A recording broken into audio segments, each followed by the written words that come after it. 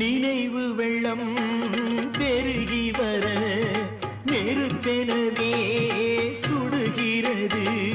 படுக்கை விரித்து போட்டே அதில் முள்ளாய் அவளின் நினைவு.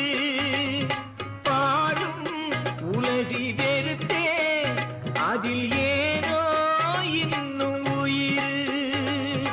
படுக்கை விரித்து போட்டே அதில் முள்ளாய் அவளின் நினைவு.